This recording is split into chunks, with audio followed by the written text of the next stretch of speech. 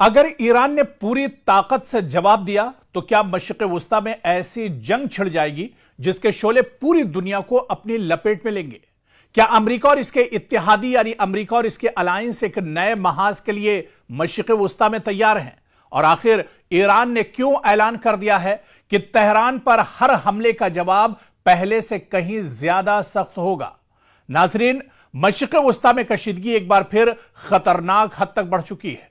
Iran और America के दरमियान जारी महाजाराई अब सिर्फ बयानात तक महदूद नहीं रही, बल्कि मिसाइल, ड्रोन हमलों और फौजी कार्रवाइयों की शक्ल अख्तियार करती जा रही है।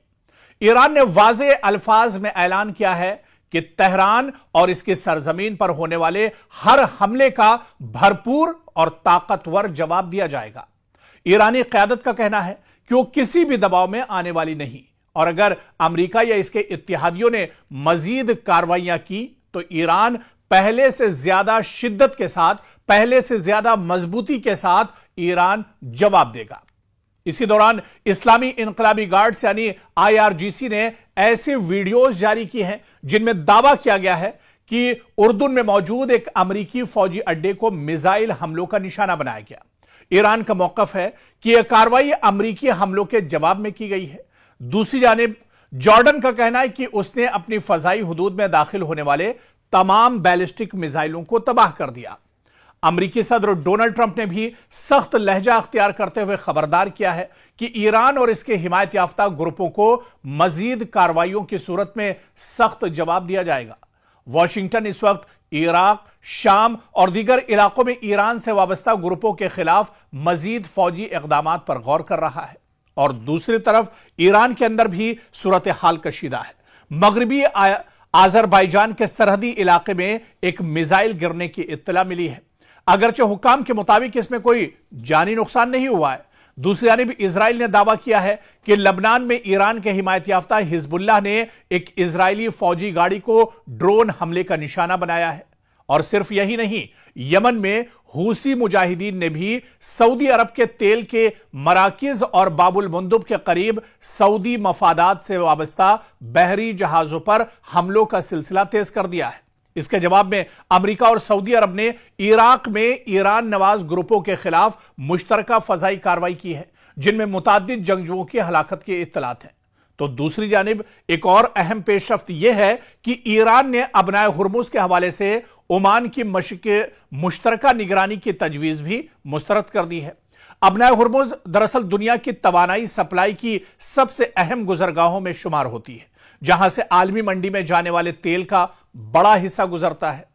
अगर यही कशीदगी मजीद बढ़ी या बहरी आमदोरफ्त मुतासिर हुई तो इसके असरात सिर्फ मशरिक़ वुस्ता तक महदूद नहीं रहेंगे, बल्कि पूरी दुनिया की मईशत, तेल की कीमत और आलमी तिजारत पर भी इसके असरात पड़ सकते हैं।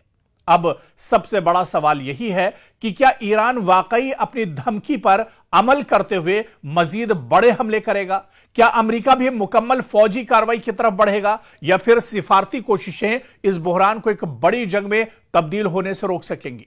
फिलहाल इतना जरूर कहा जा सकता है कि मशरिक़ वुस्ता एक इंतहाई नाजुक मरहले में दाखिल हो चुका है।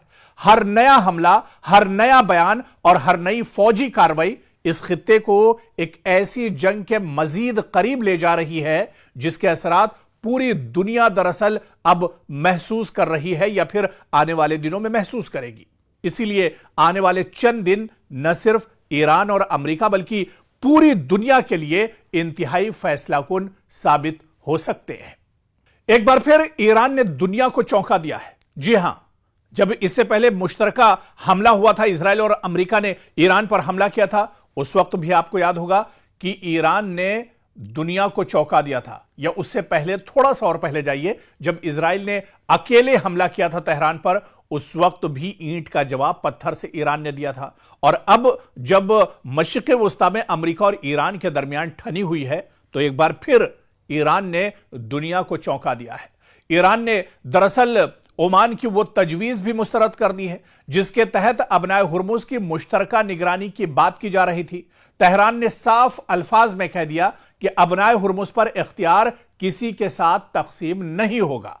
अब ईरान ने अपनी अलग तजवीज पेश कर दी है जिसे कई मुबस्सिरीन तेहरान की बड़ी सिफारती कामयाबी करार दे रहे हैं।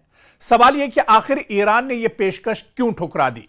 अबनाए हुर्मुज इतना अहम क्यों है और इस फैसले से अमेरिका या फिर खलीजी ममालिक और पूरी दुनिया पर क्या कुछ असर पड़ सकता है? दरअसल इसे तफसील से समझना होगा, क्योंकि ईरान के नायब वजीर खारजा काजिम गरीब आबादी ने सरकारी नशियाती इदारे से गुफ्तगू करते हुए कहा कि ओमान की तजवीज में ईरान के बुनियादी खदशात को दूर नहीं किया गया था।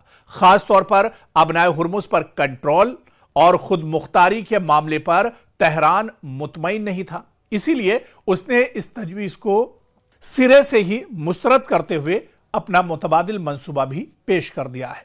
और यह पेशरफ्त एक ऐसे वक्त में सामने आई है जब खित्ते में अमेरिका और ईरान के दरमियान कशीदगी मुसलसल बरकरार है और अबनाए हुर्मुज आलमी सियासत का सबसे हसास समुद्री रास्ता बन चुका है। अब सवाल यह है कि अबनाए हुर्मुज आखिर इतना अहम क्यों है? इसकी वजह यह है कि दुनिया के समुद्री रास्ते से होने वाली तेल की बड़ी मिकदार इसी तंग आबी गुजरगाह से गुजरती है। खलीजी ममालिक का खाम तेल और कुदरती गैस बड़ी हद तक इसी रास्ते से आलमी मंडियों तक पहुंचती है। अगर यहां किसी भी किस्म की रुकावट पैदा होती है तो आलमी तेल की कीमतों में तेजी से इजाफा हो सकता है और पूरी दुनिया की मईशत इसके चलते मुतासिर हो सकती है। उधर ईरान का मौकफ यह है कि अबनाए हुर्मुज उसकी कौमी सलामती से बराह रास्त जुड़ी हुई है। तेहरान नहीं चाहता है कि किसी मुश्तरका इंतजाम या बैनुल-अक़वामी निगरानी के जरिए उसके इख्तियारात महदूद किए जाएं। इसीलिए ईरान ने ओमान की तजवीज को नाकाफी करार देते हुए अपना नया खाका पेश किया है, अपना नया जो उसका प्लान है वो तैयार किया है।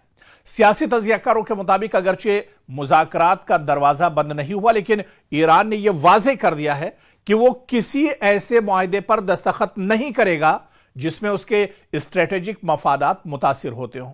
और यही वजह है कि तेहरान ने अपनी शराइत के साथ आगे बढ़ने का फैसला किया है। तो कुछ जानकार इस पेशरफ्त को ईरान की सिफारती मजबूती के तौर पर देख रहे हैं, क्योंकि ईरान ने दबाव के बावजूद अपनी बुनियादी पोजीशन तब्दील नहीं की। ताहम यह कहना कबल अज़ वक्त होगा कि यह हतमी या फैसला कुन कामयाबी है, क्योंकि मुज़ाकरात अभी जारी हैं, बातचीत चल रही है और दोनों फरीक किसी काबिल कबूल मुआहिदे तक पहुंचने की कोशिश कर रहे हैं। तो इसी वजह से अब सबकी नजरें इस बात पर हैं कि आया ओमान ईरान की नई तजवीज को कबूल करता है या फिर मुज़ाकरात मजीद पेचीदा हो जाते हैं। और अगर किसी मुआहिदे पर इत्तेफाक न हो सका तो फिर खित्ते में कशीदगी बरकरार रह सकती है, जिसके असरात आलमी तवानाई के मंडियों और बैनुल-अक़वामी तिजारत पर भी साफ तौर पर मुस्तकबिल में या कुछ दिन आने वाले कुछ दिनों में साफ तौर पर इसके असरात देखने को मिल सकते हैं। और मशरिक़ वस्ता से इस वक्त बड़ी खबर आ रही है। आपको बता दें कि पासदारान इनकलाब यानी IRGC ने बहुत बड़ा दावा यहां पर किया है। ईरान का बड़ा दावा कि उसने अमेरिका के F-35 तैयारे को मार गिराया है। जी हां, और इसकी तादाद भी दरअसल IRGC जो बता रहा है वो कहीं ज्यादा है। कुछ दावों में कहा जा रहा है कि 5 F-35 तैयारे IRGC ने मार गिराए हैं अमेरिका के, और कुछ में दावा इससे भी ज्यादा का किया जा रहा है। हालांकि अमेरिका अभी इन दावों को झुटला रहा है, लेकिन बड़ी खबर इस वक्त जो आ रही कि IRGC ने यह बड़ा दावा किया है कि अमेरिका के F-35 तैयारों को मार गिराया गया है। यह दरअसल जो दावा अमेरिका ईरान की तरफ से किया जा रहा है या IRGC की तरफ से किया जा रहा है, यह दरअसल जॉर्डन में हालिया दिनों जो हमले ईरान की तरफ से हुए हैं या फिर बहरीन में जो हमले हुए इनको लेकर दरअसल यह दावा IRGC की तरफ से किया गया है। और IRGC का यह कहना है कि उसने बहरीन और जॉर्डन में अमेरिका के F-35 तैयारों को मार गिराया है, जिसकी तादाद एक रिपोर्ट के मुताबिक 12 भी बताई जाती है, एक रिपोर्ट में इसे 5 भी बताया गया है। तो अभी जो सही तादाद है वो तो नहीं पता चल रही, लेकिन क्योंकि IRGC ने खुद इसका दावा किया, तेहरान ने खुद इसका दावा किया है, इस वजह से इस खबर में सच्चाई भी हो सकती है। क्योंकि अमेरिका दरअसल इस तरह की खबरें छुपाता है, अमेरिका अपने नुकसान को दरअसल छुपाता है। अमेरिका ये नहीं चाहता है कि उसकी जो कमियां हैं, उसकी जो शिकस्त है वो एक तरह से दुनिया के सामने आ सके। तो इसी वजह से पेंटागन ने अभी तक इसकी तस्दीक नहीं की है, लेकिन IRGC ने यह जरूर माना है और उसने दावा किया है कि उसने अमेरिका के F-35 तैयारे को मार गिराया है। तो आप देखिए कि मशरिक़ वस्ता में कशीदगी एक बार फिर खतरनाक मोड़ पर पहुंचती हुई दिखाई दे रही है। ईरान के पासदारान इनकलाब यानी IRGC ने दावा किया है कि उसने अमेरिका का जदीद तरीन F-35 स्टील्थ जंगी तैयारा मार गिराया है। और आप ये मानकर चलिए कि अगर यह दावा दुरुस्त साबित होता है तो यह न सिर्फ अमरीकी फजाई ताकत के लिए बहुत बड़ा धचका है, बल्कि खित्ते की सिक्योरिटी सूरत हाल पर भी गहरे असरात इससे मुरत्तब हो सकते हैं। लेकिन असल सवाल यह है कि क्या इस दावे की कोई आज़ादाना तस्दीक हुई है, क्योंकि पेंटागन ने अभी तक इस पर माना नहीं है, पेंटागन ने अभी इसकी तस्दीक नहीं की है। लेकिन IRGC ने यह कहा है कि F-35 दुनिया के जदीद तरीन स्टेल्थ लड़ाका तैयारों में शुमार होता है, जिसे रडार से बचने जदीद सेंसर और इंतहाई जदीद हथियारों की सलाहियत हासिल है। इसी वजह से इसे मार गिराने का कोई भी दावा आलमी सतह पर दरअसल गैर मामूली अहमियत रखता है, क्योंकि यह बहुत लेटेस्ट